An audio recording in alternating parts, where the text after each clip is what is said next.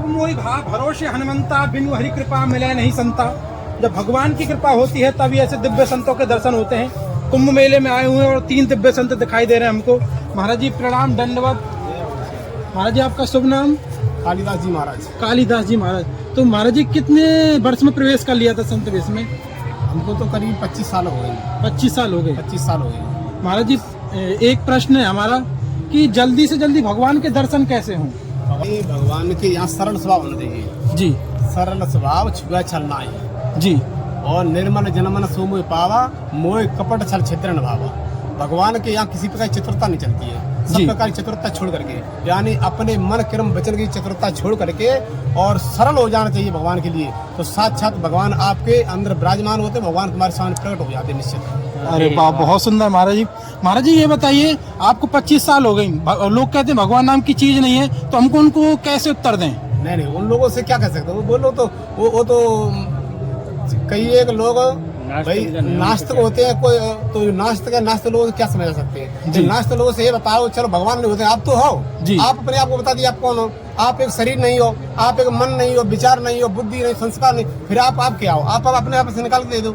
जो आपका अपने आप का एहसास होता है वो ही आप हो। सो जाने जय देव जनाई और जाना तुम्हें हो जाई। तो वो साक्षात परम ब्रह्म परमात्मा का अंश हम है, ईश्वर अंश है।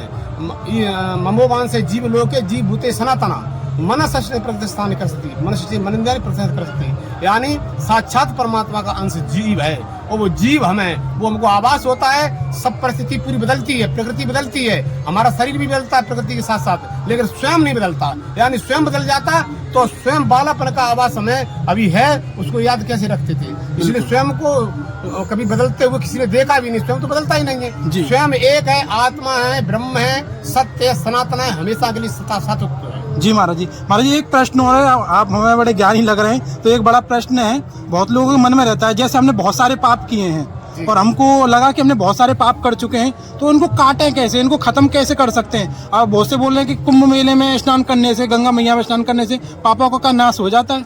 हाँ जी, कटे पाप के वेद पुराना। यानी यहाँ जहाँ भी तुम रहोगे या तीर्थ या वहाँ रहोगे तो तीर्थ क्या है जी के माघ मकरगत रवि जब होई और तीर्थ पते आवेश कोई। यानी यह जो हमारा कुंभ राज तीर्थ राज कुंभ राज जो कई वर्षों बाद पड़ता है, वैसे तो 12 वर्ष बाद पड़ता है। तो इसका प्रभाव और इसकी विशेषता जो हम देखने को मिल रही है, जो माघ महीना में पड़ी है, यह 144 साल बाद पड़ी है। तो इसमें क्या है महत्वता कि जो हम लोग जो भी आएंगे तो जितने भी उनके पाप हैं वास्तव में नष्ट हो जाते हैं। अगर उस भाव से तुम स्नान करोगे, उस भाव से अगर आप यहाँ अपने आकर के यहाँ पवित्रता के रूप में आप पर्व लोगे तो पर्व के अनुसार तुम्हारे पूरे पाप धोए जाएंगे, निश्चित है, पाप कट जाते हैं। बिल्कुल महाराज। और संतों के दर्शन से भी पाप कटते हैं। संत दर्श एवं पापक पातक टर ही, यानी संतों के दर्शन से भी पातक टर जाते हैं, कटते नहीं है। आपको पाप तो भाई या तो तीर्थों में जा करके अपने पापों का पश्चाताप करना पड़ेगा।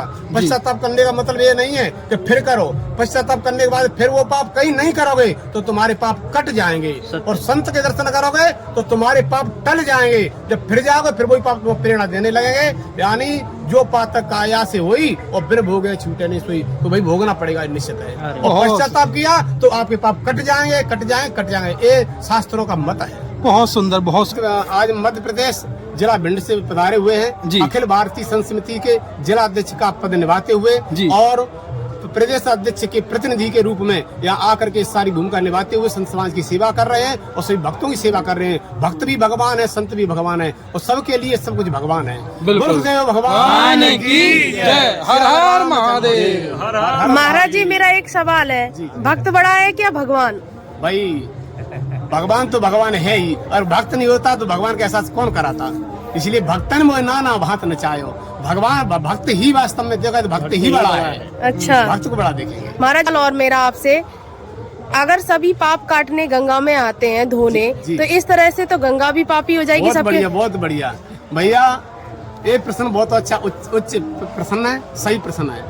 आपको देखा जाए तो एक कहावत आती है कि जब हमारी एक बिटिया थी, बिटिया देखने को संतों को मिली, तो क्या हुआ, जब वो बिटिया वहाँ आती थी तो एकदम काले रूप में दिखती थी।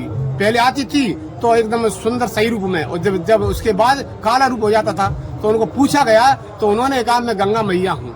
और गंगा मैया हूँ तो उसके होता क्या है कि होता ये है, संत भगवान से चर्चा चल रही है तो संत भगवान ने कहा कि आपका रूप क्यों बदल रहा है, तो उन्होंने कहा कि हमारे यहाँ कई एक पापी लोग आते हैं, वो हमें स्नान करते हैं, स्नान करने के बाद सारे पाप मुझ में छोड़ जाते हैं, इसलिए मैं गोरी की कारी हो जाती हूँ। और जब आप जैसे महान संत यानी जाए न चाहिए कबों कुछ तुम सन सहज सने बसाओ निरंतर तास मन सोरा और न जगे है, ऐसे संत भगवान जब सामने आते हैं तो गंगा मैया के पाप भस्म हो जाते हैं, तो गंगा मैया पुनः गोरी हो जाती है। वाह, बहुत सुंदर। सत्य सनातन धर्म की जय हो। हर हर महादेव।